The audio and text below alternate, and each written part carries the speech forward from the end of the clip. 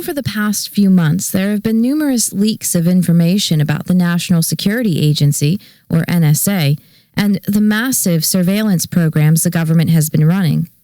Most people realize that whistleblower Edward Snowden helped to expose these leaks, but who else spoke out, and what exactly did Snowden risk his livelihood to reveal? With so many media sources and government representatives all saying different things, it's hard to grasp what's real and what's an excuse. That's why we put together this list full of what you really need to know. In other words, what is the NSA doing, and to whom? 1. What is metadata? The term metadata has been thrown around plenty by politicians and news sources when discussing the recent NSA revelations, but what exactly does that mean? According to techterms.com, metadata literally means data about data and is used in a few different ways. When talking about NSA metadata, there's a lot of information there. It includes information about your internet usage and your phone calls, like who you called, where you were when you made the call, and how long the phone call lasted. It also includes your phone's SIM card number and your cell phone service provider. According to The Guardian, metadata is created every time you use your phone to place a phone call, check your email, send a text message, or even every time your phone connects to a network. Metadata is also created through small things in our everyday environments, like tiny RFID chips in passports, GPS systems in our cars, and even turnstiles in parking garages. These tiny sensors create information all around us. The NSA has been gathering this information, and according to the Pew Research Center, in 2012, more than 85% of Americans carried cell phones with them all the time. So a lot of personal information is gathered. Even things like where we shop, how often we go through the drive-thru for fast food, and even where our loved ones sleep. All this is information the NSA accesses. 2. How much information is the NSA going through? When the NSA leaks first began, the government agency began to try to calm the world down. The NSA stated that it only touches 1.6% of the world's internet data. The internet is filled with information and data. In fact, it's more than most of us could ever imagine. According to the NSA, the internet carries 1,826 petabytes of information every day. Computer Weekly explains how to understand petabytes. A single petabyte of information would be the equal of over 2,000 years of music playing continuously. Or, put another way, the average picture taken with your smartphone camera is 3 megabytes, and when printed, is 8.5 inches wide. One single petabyte of photographs printed and placed side by side would be over 48,000 miles long, which is almost enough to wrap around the equator twice. One last example. 1 petabyte is enough to store the DNA of every person in the United States. The Census Bureau said that was 313.9 million people in 2012, and then clone them twice. Keep in mind, almost 2,000 petabytes of information is processed by the internet daily. Using the numbers we mentioned earlier, 3,652,000 years of music every day. Back to the NSA and why this is something you need to know. The NSA had claimed they accessed 1.6% of the 1,826 petabytes of information processed daily online. The NSA also claimed of the 1.6% of the data, only 0.025% is actually selected for review. The net effect is that NSA analysts look at 0.00004% of the world's traffic in conducting their mission. That's less than 1 part in a million. It turns out that's not entirely true. In fact, it was a blatant lie. The Wall Street Journal released that the NSA actually has built a network that accesses 75% of all web traffic in the United States, and that's just the United States. The NSA also filters phone calls made with internet technology, like Skype, and uses telecom companies to filter content.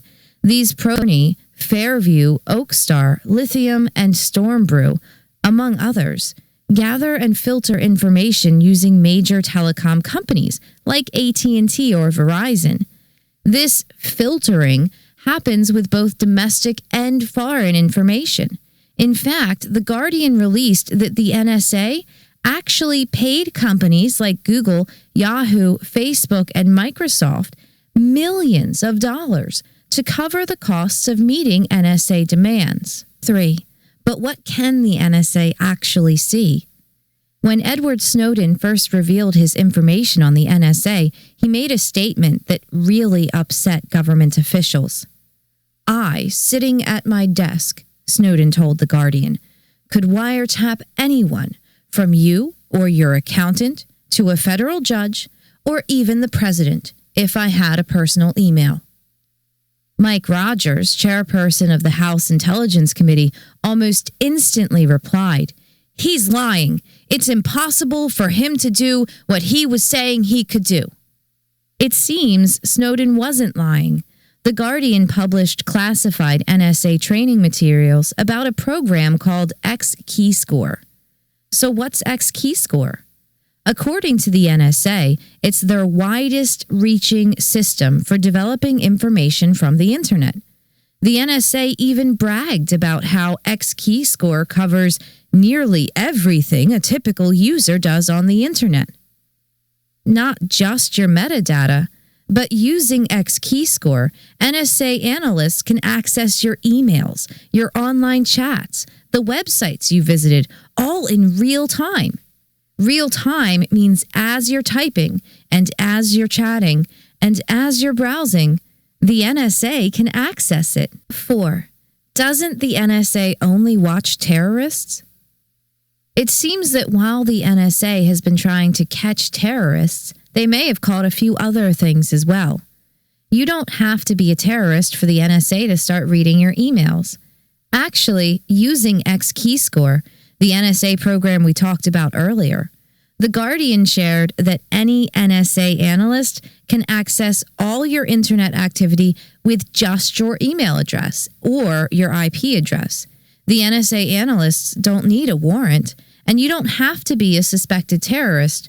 They just need an email address. It turns out there isn't much oversight for these NSA agents. In other words, there aren't very many people watching the data they gather. NSA agents have even been caught using government resources to spy on their lovers. According to the Wall Street Journal, those people weren't terrorists. The only mistakes they made were dating someone who worked at the NSA. Not to mention, the only reason the NSA agents were caught spying on their lovers was because the NSA agents reported themselves. The NSA agents who reported themselves didn't do it because they felt guilty. They failed lie detector tests when getting their security clearance renewed. The Guardian pointed out that an NSA analyst can begin surveillance on anyone with a few simple pull-down menus. In their search for terrorists, the Washington Post revealed that the NSA has been storing and collecting emails from tens of thousands of people that have nothing to do with terror.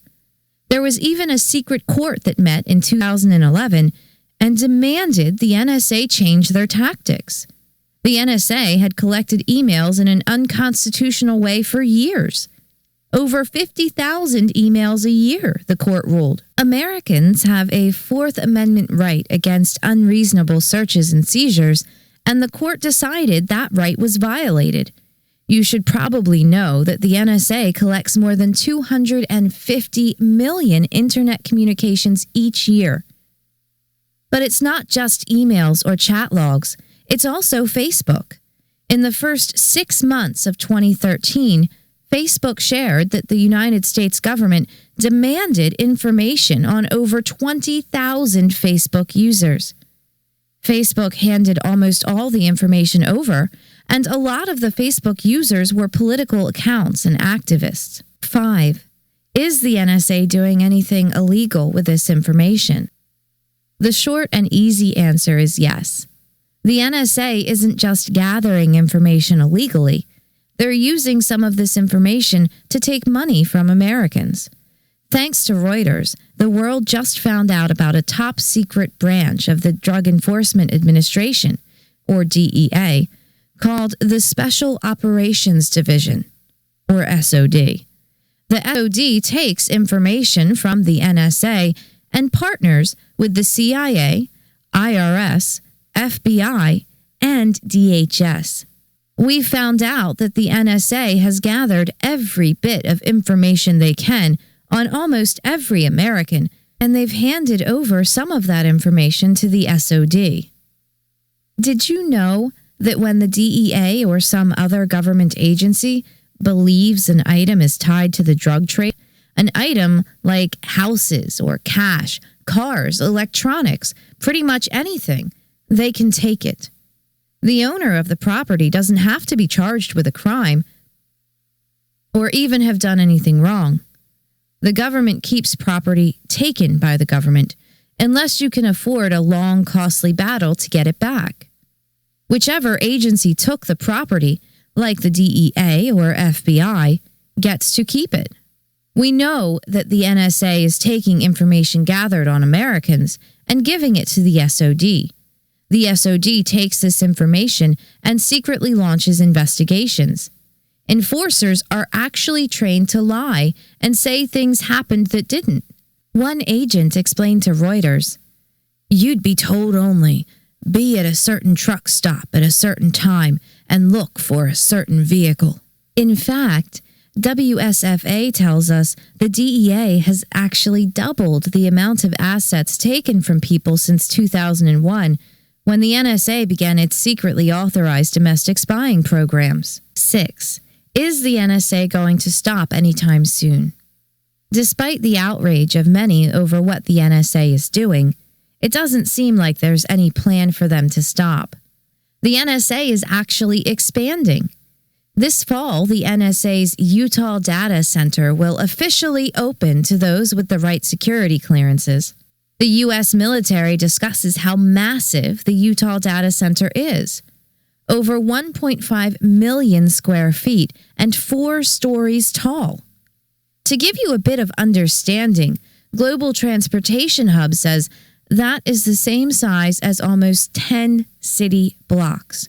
Utah's governor, Gary Herbert, when talking about the Utah Data Center, claimed on his website it cost almost $2 billion, and you could fit 10 Cabela's stores inside. The massive, almost $2 billion data gathering complex, the one that's 1.5 million square feet, is expected to hold less than 200 employees. That's 7,500 square feet per employee. Of course, the NSA's servers will take up a lot of space. The military points out again the Utah Data Center is expected to use 65 megawatts of electricity at all times, 17 million gallons of water daily, and be filled with supercomputers. Remember how we talked about how big a petabyte is earlier? The Utah Data Center will be able to store yottabytes of information. I had to look up how big that is. Convert Units allows all types of versions and tells me 1 yottabyte is the same as 888,178,419.7 petabytes. The 2,000 years of continual music you would hear through 1 petabyte, that's 1,776,356,840,000 years of music. I rounded up with 1 yottabyte. That would be almost 2 trillion years of music. Believe it or not, the Utah Data Center, according to the military, will hold more than yottabytes of information. In fact, there isn't even a number yet for just how much information the NSA will be able to store. The Utah Data Center, soon to be home to almost 200 NSA employees, will be home to a computer system 3 times faster than the world's fastest supercomputer. Another reason to believe the NSA will continue and even expand their surveillance is the newly released NSA Black Budget. The Washington Post published the NSA's classified budget for 2013. The NSA's 2013 178-page budget totals $52.6 billion. The director of National Intelligence, James Clapper, told the Washington Post before they published the budget, "The United States has made a considerable investment in the intelligence community since the terror attacks of 9/11, a time which includes wars in Iraq and Afghanistan, the Arab Spring, the proliferation of weapons of mass destruction technology, and asymmetric threats in such areas as cyber warfare." Clapper added, "Our budgets are classified as they could provide insight for foreign intelligence services to discern our top national priorities, capabilities, and sources and methods that allow us to obtain information to counter threats." 7. Does it threaten the nation's security for us to know this? Edward Snowden released this information to the public using numerous media sources. Snowden started his releases with Glenn Greenwald of The Guardian. Snowden left a comfortable life, making 6 figures a year, to make sure we could be aware this is happening. If he ever returns to the United States, he's facing 3 felony charges, including espionage and theft of government property. The Wall Street Journal points out that each charge carries a maximum sentence of 10 years, meaning Snowden is facing 30 years. But just because Snowden is facing charges doesn't mean he did anything wrong. There are thousands of innocent people that face charges from the government every year.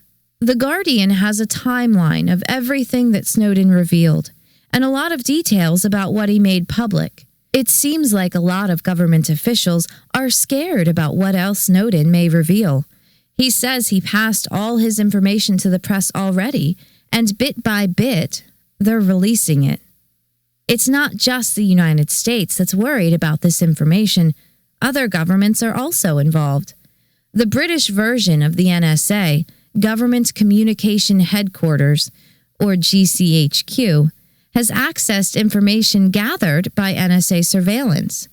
According to The Guardian, the GCHQ was even paid hundreds of millions of dollars to do the NSA's dirty work. That's a big part of why Snowden had to leave the United States.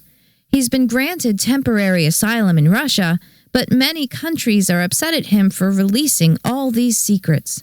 In fact, the United Kingdom is so worried about what the next release from Snowden may contain. They detained the significant other of Glenn Greenwald, the journalist from The Guardian. David Miranda, Greenwald's partner, was held for 9 hours while the government looked through his stuff and even stole all his electronics. Then the UK went to The Guardian's home office and forced them to destroy their computers. A lot of politicians and members of the media have called Snowden a traitor for releasing this information, but a majority of Americans see him as a hero. Quinnipiac University published a poll sharing that 55% of Americans believe Snowden is a whistleblower, not a traitor. Despite the statements by politicians that the NSA needs to do this to keep America safe, most Americans didn't know just how much the NSA was doing.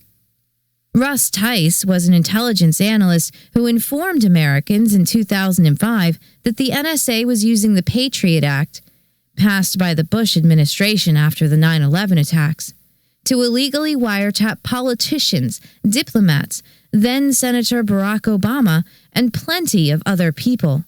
The Huffington Post reports that, at the time, Bush admitted that the NSA was wiretapping a small number of Americans. Tice warned that the NSA was most likely gathering data on millions of Americans, but the NSA denied it. Tice also said that he believes the NSA now has the ability to collect all digital communications word for word. Conclusion.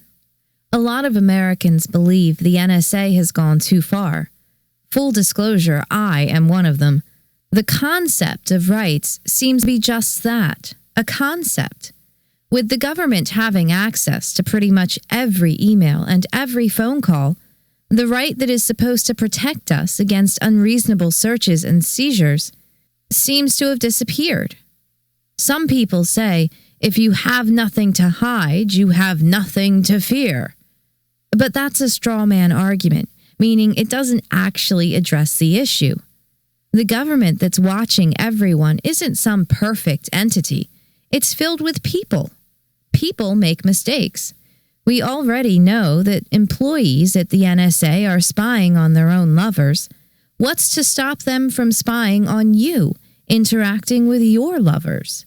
You probably wouldn't let other people listen to personal conversations, so why would you let the government and a bunch of strangers listen to your personal information? I want you to imagine something for me. A couple separated by a long distance. This happens a lot, especially with soldiers. They're forced to leave the ones they love for months at a time. Separated by such distances, relationships become difficult. Many couples use Skype, a free online technology, to communicate with each other using voice and video. We already know the NSA touches Skype, the term they so appropriately used. Do you think it's right that they can touch these personal conversations and videos? According to the government, I'm a potential terrorist because I talk about individual liberties. Do you know who else is a potential terrorist? Those that advocate for state sovereignty, and even those who want to, quote, make the world a better place, make the list. Interested in defeating the communists? You are considered a potential terrorist. The NSA is continuing to expand, and will continue to expand, unless we are able to stop it now. In America, we're supposed to be innocent until proven guilty, but I guarantee you that if the NSA listens to thousands of hours of our phone calls, they'll find something incriminating on each and every one of us. Maybe you smoked a joint in high school, or maybe you didn't pay your parking tickets, or maybe you said once, "I'll kill them." Maybe it isn't you. Maybe your child or friend told you about something they did or something that happened to them. Here's a great example. According to court documents, the state of New Jersey just decided that if you send a text message to someone who is driving and the person gets in a car accident, you can be held liable for that accident, meaning you will be held responsible. There are so many crimes now. According to civil liberties lawyer Harvey Silvergate, the average American breaks 3 felonies a day. The Wall Street Journal gives more details about how, especially with current technology, we break law after law without realizing it. We normally don't mean to, and we don't have criminal intent, but we break felonies every day. In a world where you accidentally break 3 felonies every day, do you really want the government watching your every move? I certainly don't.